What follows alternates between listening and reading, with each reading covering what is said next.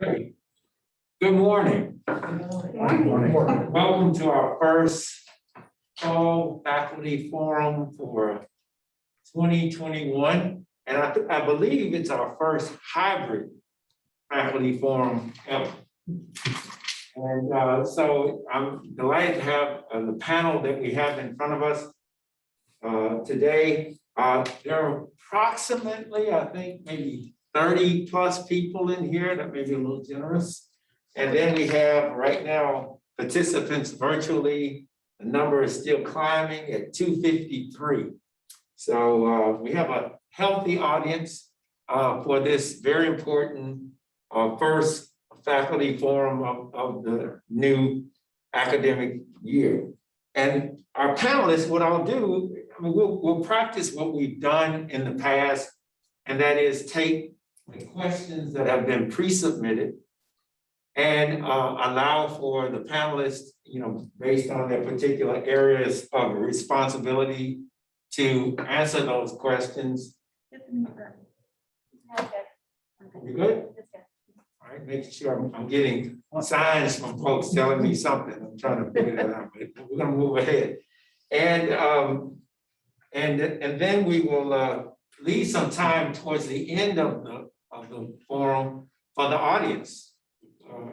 Audience questions that audience may have relative to the fall opening. And so this is an exciting time, but also a challenging time, and we're very delighted to have you be part of this. And I know that each of us will learn something from this forum. And I'll go over the panelists very quickly and just mention their names and associations administratively. We have from my left to right, Lisa Milam, HR, Scott Turley of FAMA, Mark Rushing, University Relations, Bill Kincaid, our acting chancellor, Terry Martin, all things academic, Melissa Howard Grove, all things student affairs, and I want to know the only Huda Sharaf. You can tell us more than anybody about what's happening with the Delta variant. And so we'll be looking forward to hearing from each and every one of our panelists as we move forward. All right, I think I want to start with, I should mention who I am. I'm Charles Robinson. You don't know, I'm Charles Robinson, and I'm the provost. We'll start with Huda Sharaf and let her talk to us a little bit about where we are relative to the Delta variant, because, Huda, I have to say that I thought back in April that we would be in a different place. So could you talk to the audience about what happened and where we are now? Sure. So I have to say, a year and a half ago, myself and my director of nursing were in this very auditorium when basically COVID-19 was happening in China. And we gave a presentation to the Honors College that night. That was a year and a half ago. And I would have never imagined that I would be back in this auditorium on this panel discussing this still. So basically with COVID-19, whenever viruses want to survive, and so if they're allowed to spread and they're allowed to transmit from person to person, there's always a change. There's always a chance that they're going to change in some way and potentially get stronger because they want to survive. They want to continue to infect. And so what we're seeing that with is the Delta variant. The Delta variant is much more contagious and causes more significant disease than the original COVID-19 strain. And we all know what type of havoc COVID-19, the original strain, had on our global economies, global health, and our academics. So why is the Delta variant so much more contagious, and why does it cause such significant disease? You're going to hear a word called the viral load. So I'll give you an example. Say, for instance, you have an unvaccinated person and they have COVID-19 and they're sneezing and they're coughing and their droplets, I'll just pull a number out of the air. Each droplet has maybe 3 viral particles in it, okay? That's bad enough. I mean, it spread pretty quickly and caused significant disease. Now let's compare it to an unvaccinated person who has the Delta variant. The Delta variant loves to replicate itself very, very quickly. It is very efficient. So once it infects an unvaccinated person, it replicates very, very fast.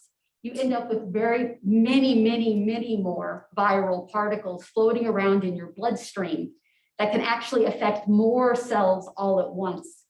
Not only that, it can also, when that unvaccinated person with Delta variant is coughing and sneezing, now instead of those droplets maybe having 3 viral particles per droplet, now you're looking at someone who's spewing droplets that have 3,000 viral particles per droplet. So that is why it is that much more contagious. With the original COVID-19 strain, you could potentially infect maybe 2 to 4 people. With the Delta variant, you are more in the line of being able to infect 8 to 10 people in a very, very short period of time.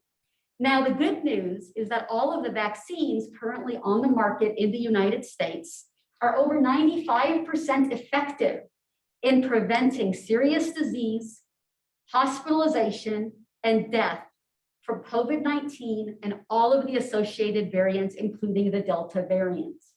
That is the goal of any vaccine. I have probably heard every argument you can think of why people don't want to get vaccinated. Well, people still got infected.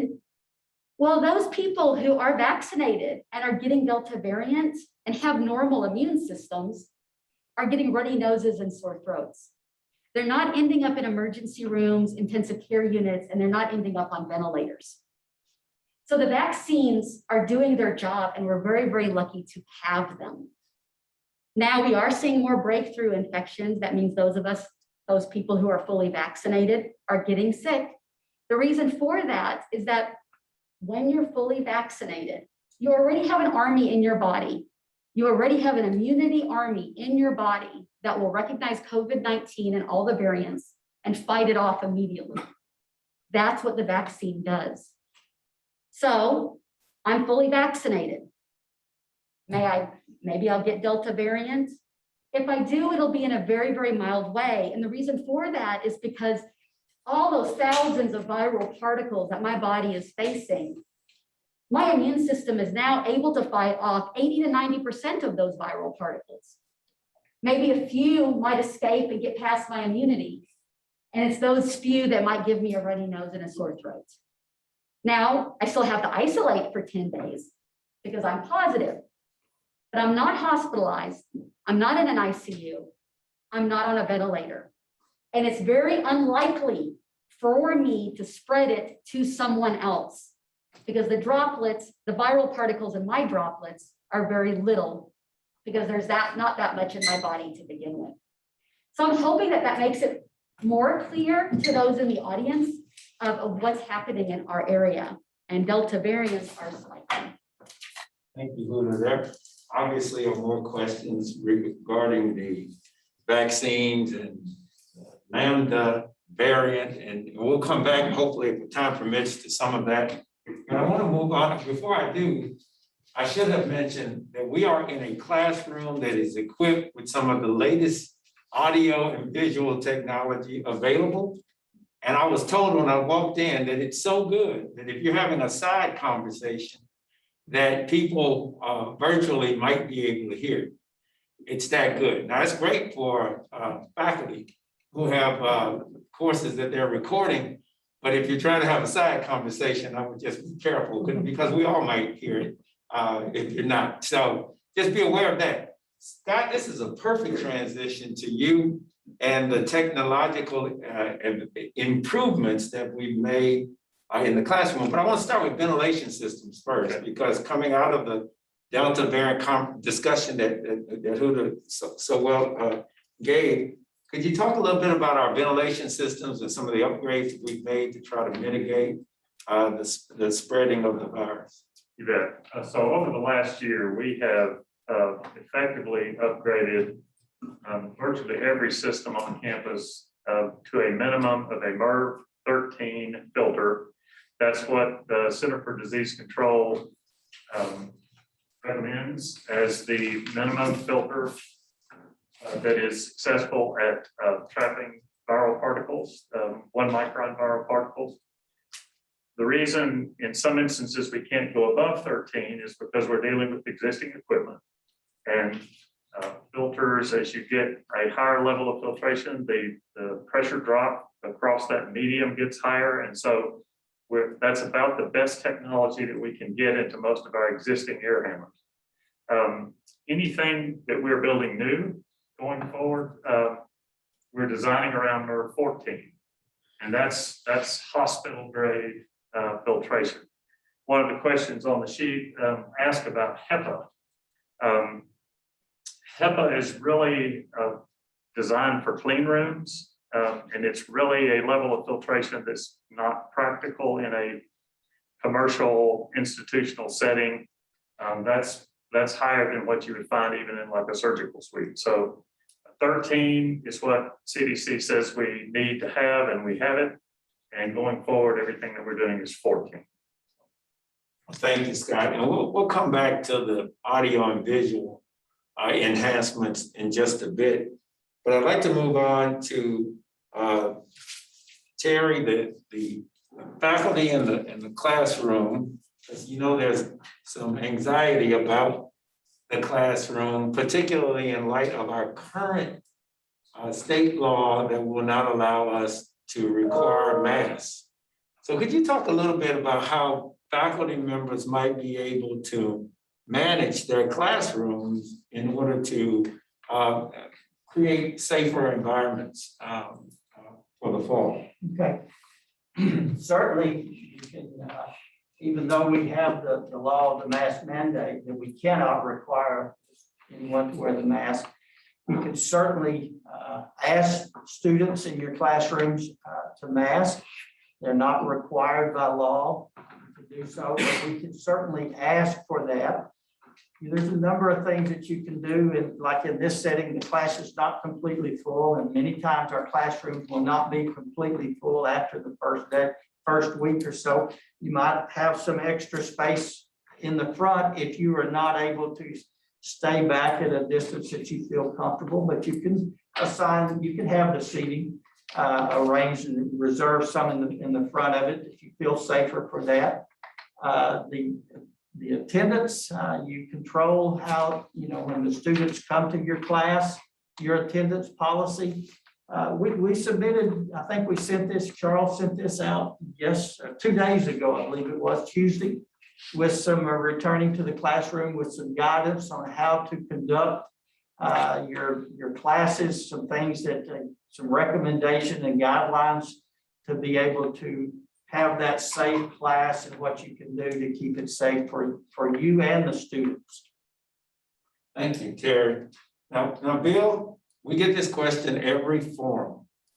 What will it take for us to make a decision to pivot to remote? What are those factors, indicators? I give you the tough one. It's a tough question. But could you talk a little bit about, how the university and the system are coordinating together to, ultimately make decisions about what's in the best interest of the health and safety of the campus community? Well, first, I appreciate everyone being here and participating in this. Charles, you talked about this a fair amount, and there's no specific set of criteria. What we'll all be doing is looking at all the information, considering all the information that is available, and especially with the rise in infections, the Delta variant that Huda was just talking about, and we've got to, really remain flexible. So we're going to consider, as we did last, 18 months ago, and as we did last fall, we're going to look at take into account all the facts and circumstances and make judgments. And really, we all just have to be super flexible, super adaptable, and stay steady. Now, we will coordinate closely with folks with the U of A system, and also look to the Board of Trustees for their guidance. But there's no set of criteria. It's really looking at all of the factors, looking at recommendations from CDC, Arkansas Department of Health,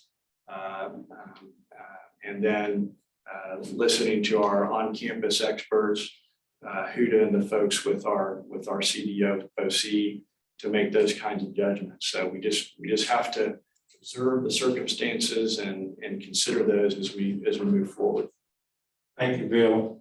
Melissa, there's questions from the faculty in terms of students who contract COVID and reporting and what role CEA might play in all of this. Could you talk, or UA Cares, I'm sorry, might play in all of this. Could you talk a little bit about that? Certainly. So at any given time, we may or may not have an accurate list or an up-to-date list of students who are positive. And one of the reasons that has changed even since last year is the existence of the home COVID test. And so we may not have a state agency that is aware of all of our COVID positive students. So our process going forward is that it is the student's responsibility to notify instructors regarding his or her positivity status. That is if the student is not incapacitated. When students are incapacitated, we very often get a call from a parent or someone else in the community telling us that a student's been hospitalized or is extremely ill. In those instances, when UA Cares is aware, then UA Cares will reach out to instructors, notify them of the student's condition, and advocate and work with the faculty, the instructor, to determine what is the best course of action in supporting the student while the students are unable to attend class. This is very similar. It's the same process that we go through with a serious case of the flu, mononucleosis, other serious diseases, and we work with our students this way pre-COVID, and we feel like this is the best policy going forward. We will always communicate information to instructors that we feel like they need to know, and instructors can certainly reciprocate and reach out to UA Cares for assistance with a student in a particular situation vis-a-vis COVID or any serious illness. Thank you, Melissa. Well, I received my first virtual good news. Someone wrote, "We can hear everyone fine with the mask on." So I guess the new technology is working well. That's good news. I'm looking for anything. Any good news is good. Something I'm to celebrate. So that's good. Lisa, let's talk about the flexible work policy. I know we've messaged out about that, but could you just kind of give an overview of how that works and what are the requirements of faculty or staff who are looking to take advantage of that option? Sure. I was thrilled to work earlier in the spring with general counsel, representatives from OEOC, HR, my office, Terry and the provost's office to update Fayetteville policies and procedures 412.3, which is our new remote work arrangements, including flexible work. Included in that are some criteria for how the evaluation will happen for what's appropriate, and also an application that the person can submit and go through an approval chain. Ultimately, the approvals on those are at the Vice Chancellor level. So all of the requests will go to the Vice Chancellor, where at that level, it'll either be approved or not approved. And within that, the request can be for fully remote, a hybrid schedule, which could be working some days remotely and some days on campus, and then also flexibility in your schedule. So maybe a different time or different structure for that. So all of that's available in 412.3 Fayetteville Policies and Procedures. And we're glad to have that update and knew that would be a lot of the concern and questions from folks. Thank you, Lisa. Mark, there are lots of questions about encouraging the campus community to get vaccinated. Could you talk some about the strategies that we're employing, particularly with regards to students and how we're trying to get the students involved in the vaccination efforts, particularly for the fall? Sure, thank you, Provost. And I can't help but be reminded of where we were a year ago, heading into the fall semester, focused on testing and encouraging testing. And while that's still an important part of the puzzle, our focus is really now encouraging vaccination. And, the university's been committed to encouraging vaccination since vaccines became available, working to set up vaccination clinics. As you recall, our first one was in January. And we continued those and looking for other opportunities to vaccinate our campus. We vaccinated or helped vaccinate thousands of members of our campus community so far, and we look forward to doing more of that as additional clinics are being scheduled for next month. And I think that as there is demand and logistically it's possible that will continue. I look to Dr. Shroff to confirm that. And of course, Pat Walker Health Center continues to offer vaccination throughout this process. It's always available. And of course, we continue to work with the Northwest Arkansas Council as well and others, encouraging vaccination, not just on our campus, but throughout the region as well. We're teaming up, using and featuring some of our well-known Razorback coaches in videos and PSAs, and we're going to continue to use those in every way we can for our campus audience. In addition, to the consistent encouragement from our leadership and some of the direct messaging you receive, like the recent message from Dr. Shroff that pointed out how the Delta variant is really impacting the unvaccinated in a different way. We've got many ambassadors who are reinforcing these messages as well, including internal units like university housing, doing its own communication with the students that will be coming to campus, Greek life with those students as that process begins this fall, and many other units and social media ambassadors and influencers across campus, many working to encourage vaccination before the students come back to campus, which is key. And, while some of our efforts are obviously designed to reach faculty, staff, and students, we are targeting students in many ways. Here are a few examples. We passed out cards to students at orientation this summer, sharing vaccine availability information, encouraging them to stop by Pat Walker while on campus and getting that process underway. We launched a social media campaign a month ago to help reinforce vaccination as a key part of being Razorback ready for the fall, targeting students on Instagram and other social media platforms.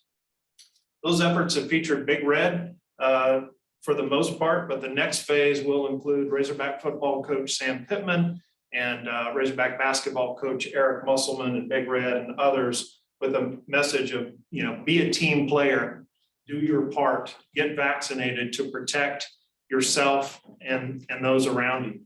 We're working to coordinate efforts with ASG and GPSC as they launch a complementary campaign to help reach students. We're really excited about our students and graduate students' enthusiasm for encouraging vaccination. So we're going to do everything we can to collaborate with them and support their efforts as well and work together on that. And we're also working on a plan for vaccine incentives and hope to unveil that as soon as possible next month. Don't have details exactly what that looks like, but a lot of great options are being considered. And then Student Affairs is collecting testimonials of students, faculty, staff, families who have been vaccinated in order to tell their stories to encourage vaccination by others that are still hesitant. And so, of course, it's important to also remember our campus efforts are bolstered by the chorus of encouragement that we're getting from the CDC, the ADH, our medical providers, hospitals, and others, Northwest Arkansas Council, to encourage vaccination. Still, we know this is going to be an uphill climb, but we're determined to do everything that we can do to encourage vaccination on our campus, as we know it is the primary means of stopping, mitigating the spread of COVID-19. Thanks, Mark. And I just add, we have requested data on the percentage of those vaccinated on our campus, and we expect to get that sometime very soon. We don't have it, otherwise we would share it. But we are hopeful that that data will reflect that we are well ahead of the state average in terms of our faculty, staff, and students. And I believe it will, but again, I don't know, but I believe it will. Huda, I'm back to you. The question of transmission of the Delta variant to children or those who cannot receive the vaccine at this time, that has come up, and I thought it'd be good for you to talk about transmission a bit here. Sure. So just like I had stated earlier, the transmission of the Delta variant is very, very easy. Right now, over 90% of the COVID infections in our states are caused by the Delta variant. So I think that's a very clear, strong statement of how bad the conditions are becoming. So if you're a parent and you have children that, let's start with the first scenario. If you're a parent and you have children that are 12 years old and older, please get yourself vaccinated as a parent if you've not already done so. And please get your children vaccinated prior to going to school. I can tell you that I walk the walk, I talk the talk. I have 2 children, both of them over 12 years old, and they've both been fully vaccinated. Now, the other more difficult scenario is if you're a parent and you have children that are 11 years and younger, and they are not eligible for the vaccine right now. The hope is that the FDA will give an EUA for 5 to 11-year-olds by September. And by then, hopefully that age group will be eligible to get vaccinated. But if you're a parent with young children and you have not yet gotten vaccinated, again, please get vaccinated. If not for you, but to protect your children, so that way you're not basically easily transmitting them infections from the workplace, from being out to the grocery store, because your kiddos right now can't get the vaccine.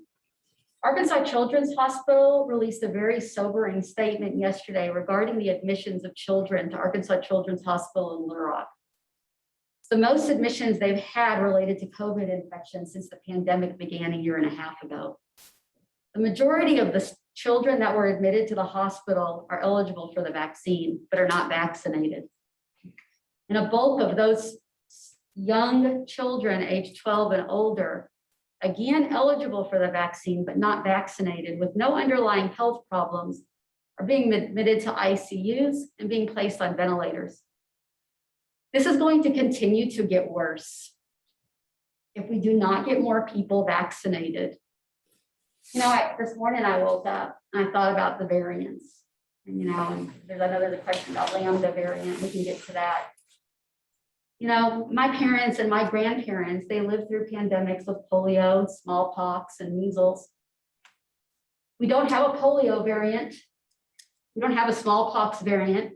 We don't have a measles variant. The reason for that is because thankfully there were vaccines that were effective. And those generations before us got vaccinated, and the pandemics ended. We need to think about what we're doing and what we're going to be passing on to the younger generation. And we need to really seriously contemplate, if you have not been vaccinated, get vaccinated. And to be honest, the focus should be on the vaccinated as well. For those who have been vaccinated, great. You're protecting yourself from significant disease, hospitalization, and possibly death. And you're also protecting your neighbor. So I will continue to repeat this message every day if I have to for the next year. I will do that. And like I said, I'm happy to talk to anybody and answer questions. But the only way to stop this, like all the other pandemics that have existed in our world, is through successful vaccination. And we are very lucky to have that. Based on a system of messenger RNA that has been present for decades. This is not a new way to create vaccine. It has been vested, it is deemed safe and effective. Thank you, Huda. Bill, I mean, I know you're the acting chancellor, but you're a lawyer, so I can't help but ask a question. So I sent out a message maybe 2 weeks ago, in which it's just a general message of letting people know that we were aware of things and we were monitoring and we intended to provide some guidance moving forward. And I received some responses, and I was surprised that there were a number of them that chastised me for not mandating vaccinations for faculty, staff, and students, particularly the students. And also, I was chastised for not mandating the wearing of masks. Could you talk to the audience about why the provost didn't mandate those two realities? Could you talk about that, please? Sure. As you know, there have been two pieces of legislation that were enacted by the General Assembly this past spring that affect our options in those areas. One of those has to do with preventing public entities, including the university, from mandating the wearing of masks. Now, we did have the ability to do that up until the 28th, but beginning July 28th, under that legislation, public entities, universities, public schools, and others are prohibited from mandating that individuals wear masks. And so that's in effect at this time. And there have been some discussions at the state level about whether there's some possibility of that being revisited by the General Assembly. But at this point in time, that hasn't changed. And so we're still continue to be bound by that and maybe for the foreseeable future. In addition, the legislature passed a piece of legislation that prohibits the university and other public entities from requiring vaccinations as a condition of employment or receiving educational services or anything of that nature.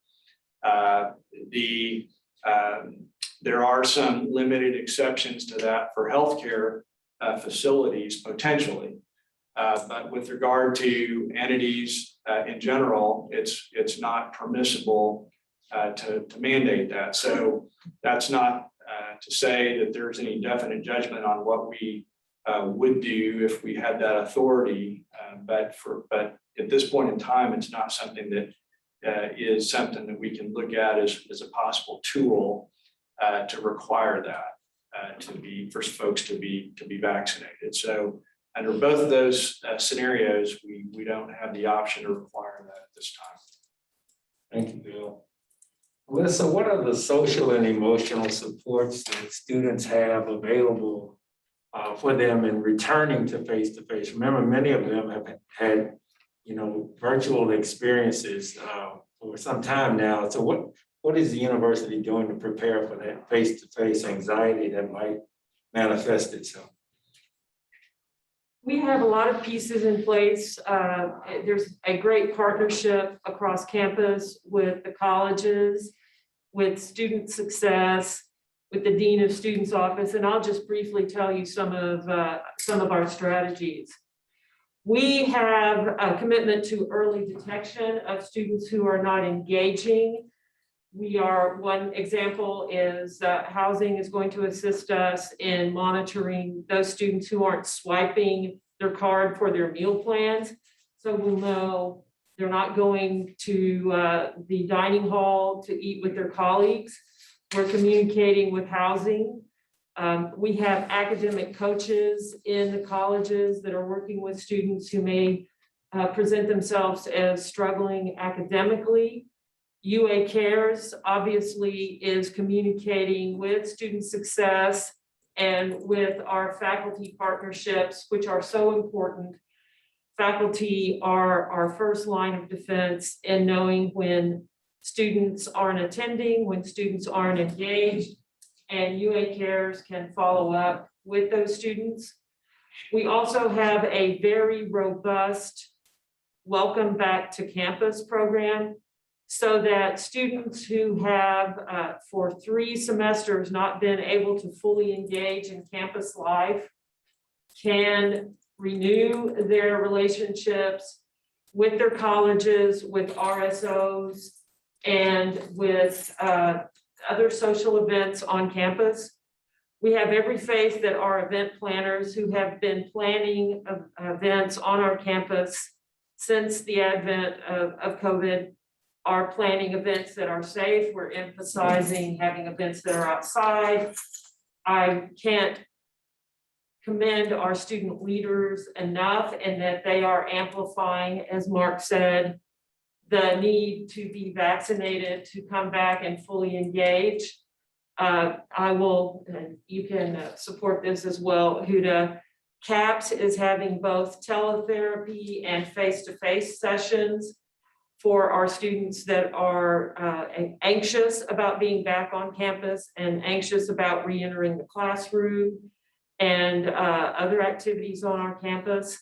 And as always, one of CAP's most important programs across campus is Let's Talk, where their clinicians go out into the colleges, they meet at the law library, they are all over campus meeting with our students to work with them.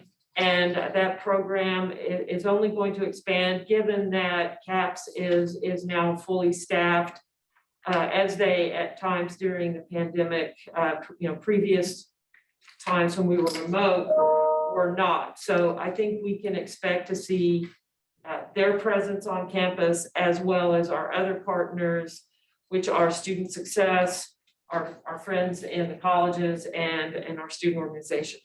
Thank you, Melissa. Terry, based on the questions I've seen and some of the conversations I've had with faculty are really concerned about what a pivot might look like. Could you talk about some options for the pivot? First of all, what is the pivot? What does that mean? The pivot. I guess it's when we first started looking at this last year, the pivot was at that time, how would we teach classes for last fall? And we looked at various options, but at this point, we're looking at being here face to face. And so if it gets worse or some situation that we were monitoring and looking at, what do we do next?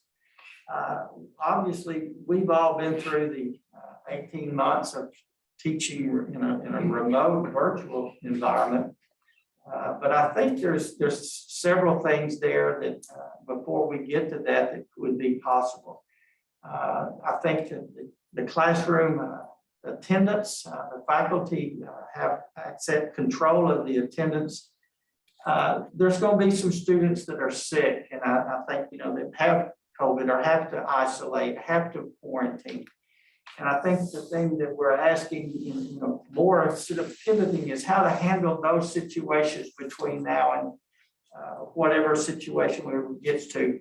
But having those students being lenient with your attendance policy, they said some of these self tests, that you can buy at the different pharmacies, Sam's Club, you can buy a test.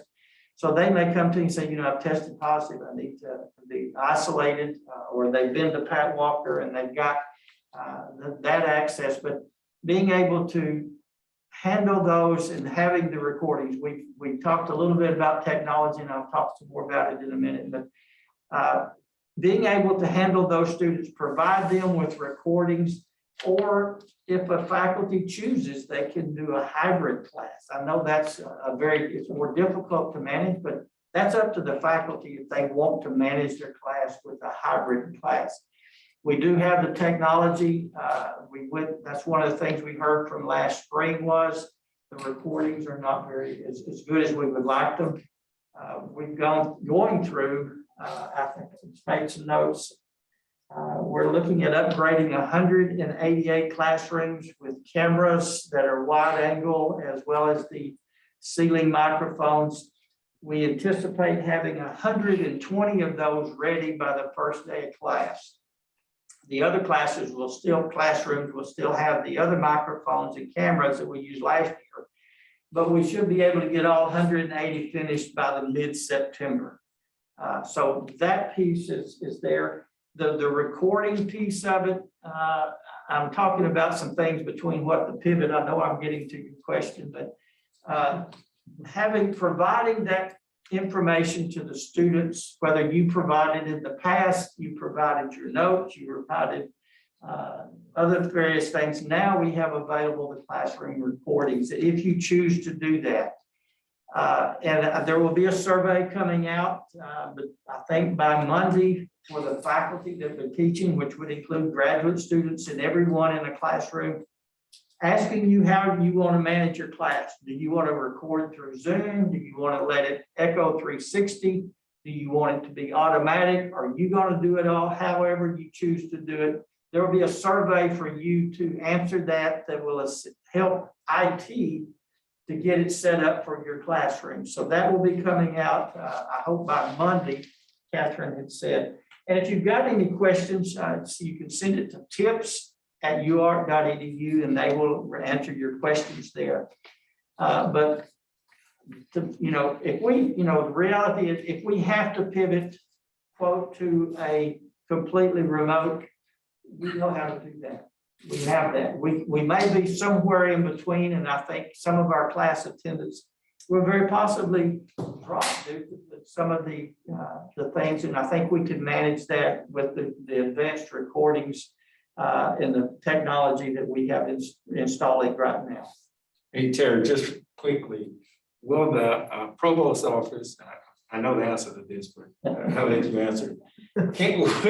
Will we provide faculty with some sample language for masks in their classrooms?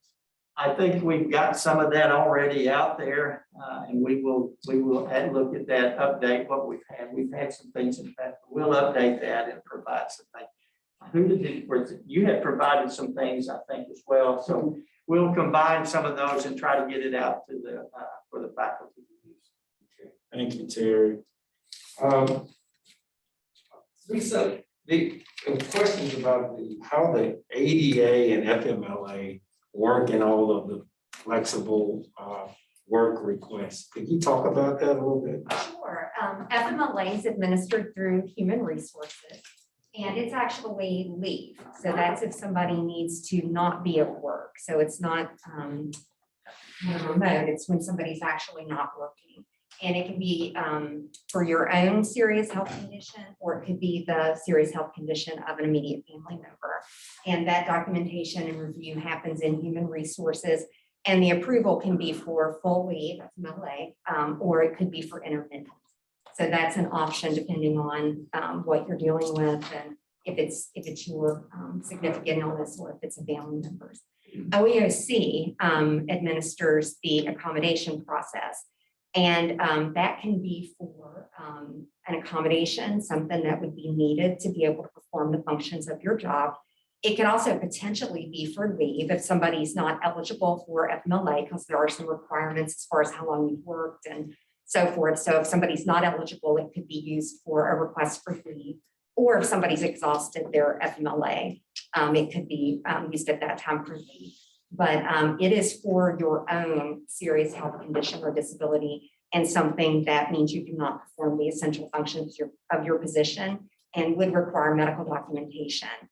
If it is for an accommodation where you would continue working, then that goes through what's called an interactive process where OEOC would facilitate a conversation with the supervisor or chain of command and what the request is, and trying to negotiate what would be a reasonable accommodation to allow those essential job functions to be performed. Right, thank you, Lisa.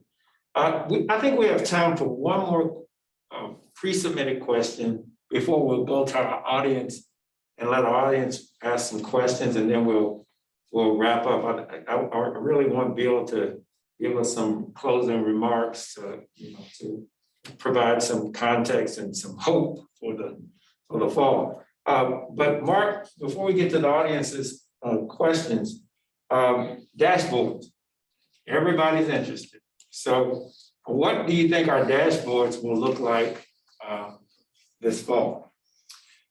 Yeah, so we, as you may recall, last fall, starting I think on August the 10th, a couple weeks before the first day of classes, we started to report various data 3 times a week from COVID, new cases, positive cases, recoveries, et cetera, lots of information there. And so this summer.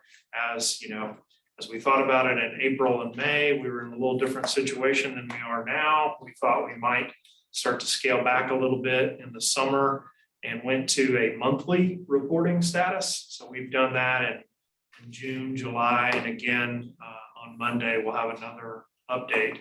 And then I think the consensus is that we should start back to reporting in the same fashion we did last fall, which was 3 times a week.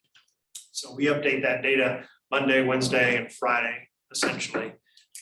And so I think that we will do that again, and probably around, I'm trying to remember if it's August 9th or 10th, but about 2 weeks before classes start, we would probably begin that more regular updating again. All right, thank you, Mark.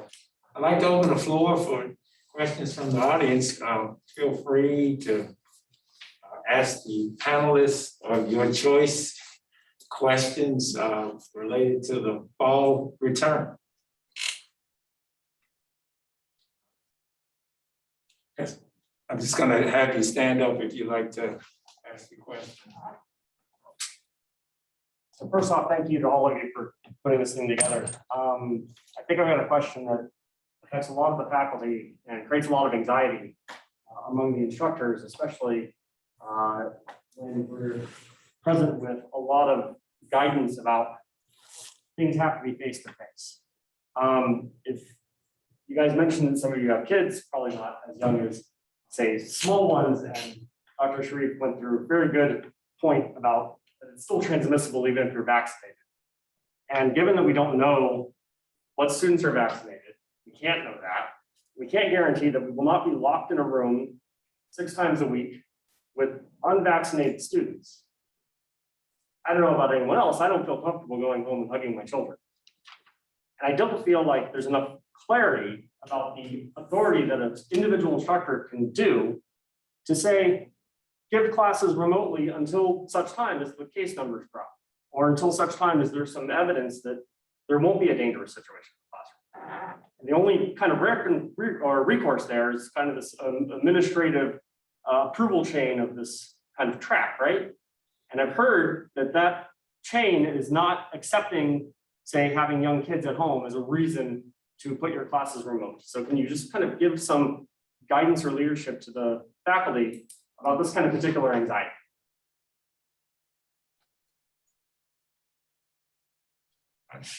Well, I'll take a stab at it. Well, I understand the anxiety. I mean, it's an anxiety that we have had to live with for some time.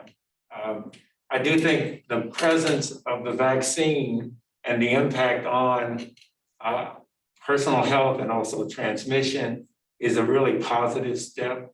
We know that masks make a difference, and so that it's possible to mitigate on your own. Proximity matters as well. Proximity, and there are ways to maintain some distance. We're hopeful that we will be able to get the ability to require a mask in the classroom. We don't have that right now.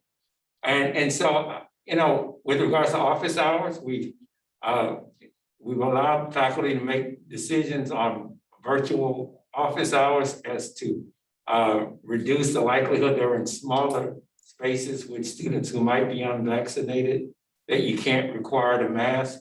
And so I think there are some significant and important mitigation measures. There is nothing, absolutely nothing that's 100%. But there's nothing that's 100% in anything that we do. And so we try to mitigate as much as possible. It is not ideal, and I'm not trying to make it ideal, but it is a situation that I think we have significant tools to mitigate and hopefully really make it very much less likely that you're transmitting this to children. By the way, I have a small child.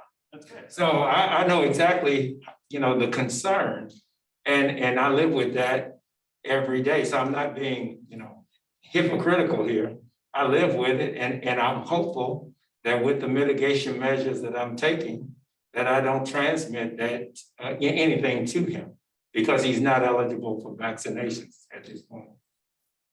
Can I add something too? And I echo what the provost said. And so one of the things, again, if you're a parent, you've made that responsible decision to become fully vaccinated, there's one layer of protection right there. Because although vaccinated people can transmit the virus, this is not what's causing the surge that we're in right now. This is a pandemic of the unvaccinated. And I just want to make sure that we always focus on that. That's fair, but Right. the children are the ones that are unvaccinated. Correct. But the other layer, though, is that what the CDC released last week is that now the guidelines are that everyone should be masking regardless of their vaccine status. And I can tell you, you know, as someone who's fully vaccinated, that was a huge perk to be able to not wear your mask anymore. I mean, now it's to the point where, again, the numbers of unvaccinated are far greater than those that are vaccinated. So as a parent, if you're fully vaccinated, you're wearing a mask, there's already 2 layers of protection there. And I'm speaking from an extreme situation where I have physicians and nurse practitioners that are taking care of COVID positive individuals that have young children at home. And so trust me, I understand. And I understand the worry and the concern. And a lot of that is what keeps me up at night. But as a parent, if you are doing everything you can, you're getting fully vaccinated, you're wearing your mask in the classroom, you're leaving a row maybe empty, you're controlling what goes on in your office as far as that type of level of safety and contact, you're doing everything that can be done. And I do recognize the worry and the stress. I really do. So, Maybe I'll just follow up with one comment, and then I'll let the okay. rest of the panel, the rest of the audience participate.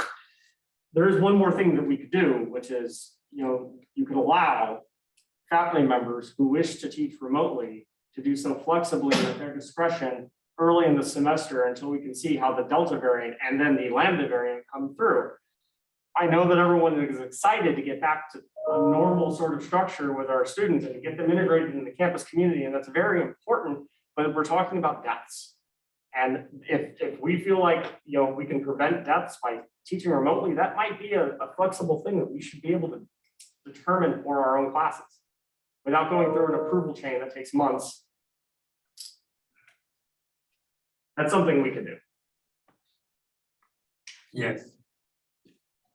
Thank you, Professor Robinson and the panel. I have 2 questions. First, I know that we cannot mandate vaccination or masking, but can we mandate that students who test positive not attend the campus until they are negative?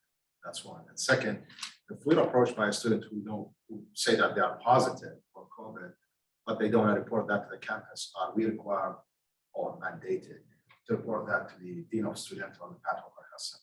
Thank you again. Tough questions. Feel free. Feel free, okay. So that is a mandate that if anyone's COVID positive, that they isolate for 10 days. That has not changed, that will not change. They should not be on campus. They should not be coming to class. Unfortunately, just like the Dean of Students stated, is now it's a plus and a minus, right? Now we have this easy access to not only vaccine, but we have very easy access to COVID rapid tests over the counter. That like if I wake up with a runny nose and a sore throat, I'll go to Walgreens or Walmart, go buy it, it's positive. Nobody knows other than me, right? So at some point, this is going to be handled like any other type of communicable disease. And the fact that it is personal responsibility. And I know that that's a fearful statement when you're looking at 18 to 22-year-olds that just think they're bulletproof, right? And are not necessarily, not all of them, but some of them are not going to think about how it affects the other person. But to answer the first question, if they're COVID positive, they must isolate for 10 days. And that means private bedroom, private bathroom, do not interact with any household members, friends, or groups for a matter of 10 days. If they have no symptoms and they're positive, that 10 days starts from the date the test was collected, from that date. If they have symptoms, the 10 days starts from the date they first started having symptoms. So that's the first question. And the second question was about you're approached by a student that says that they're positive. They need to get out. Hopefully they're approaching you by email and they're not sitting in your class. You work with them, they need to isolate for 10 days. But if they don't want to report, are we required, my question, to report them to you guys? But if they don't report, nobody knows. I mean, if they, that's They what tell- that's what I'm they tell the saying, if faculty they tell me that they are positive, but they are not telling the university, am I required to report them to you guys? You can make that report to the Dean of Students Office vis-a-vis report@uark.edu. And we will work with the Emergency Management Office and Pat Walker Health Center to deal with that situation. It is a violation of the Code of Student Life for a student not to comply with a university directive. So there will be consequences. The first thing we want to do is get the student to act in the interest of their own safety. But that is a violation of the Code of Student Life, and we have in the past suspended students for not being in compliant with COVID measures. So there are pieces in place. Is it perfect? No, but we spent a lot of time making phone calls and sending emails to students who needed some assistance and support being in compliance with COVID directives. Thank you. I think we have time for one more question and then, yes, sir. So I get this question from several of our international students. Some of them have some sort of vaccination, which is not the one that is available here. So if they arrive on campus, having had one of those or without vaccination, can we send them to the health center? Absolutely. And do they have to pay? The vaccine is free. It's free of charge to anyone. There is an administration fee that can go with it. But to be honest, that will not be a barrier to a student that's not able to financially pay. If they want the vaccine, we will make sure they get the vaccine. Bill, we've run out of time and would like for you to just give us some closing remarks on this faculty forum. I'm certain that we'll do this again, and hopefully we'll do it again under better circumstances. But anyway, if you would just give us some closing remarks. Thanks, Charles. Again, we're very mindful of the concerns that folks have. I want to assure everyone that we are going to carefully monitor the situation. We are going to watch the trends and be adaptable. We understand that there's many different considerations here that we have to pay attention to.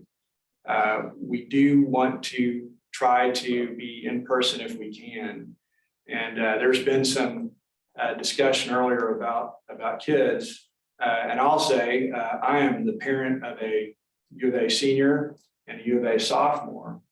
And the U of A sophomore, that means that she was a COVID senior as in high school and a COVID freshman this past year.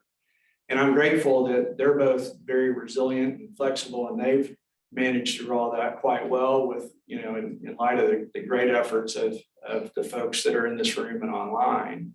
But I do worry about, some of their fellow students that may have a greater need for that in-person support and encouragement in order to be successful. And so and everyone understands this, it's not an abstract thing that we're trying so hard to have an in-person experience for students this fall. There's very concrete reasons for doing that. So we are all going to continue to push hard for vaccination. We believe strongly that it is the best path forward to ensure a smooth and safe semester, and ask everyone's help in trying to have those personal conversations to encourage that and make that happen.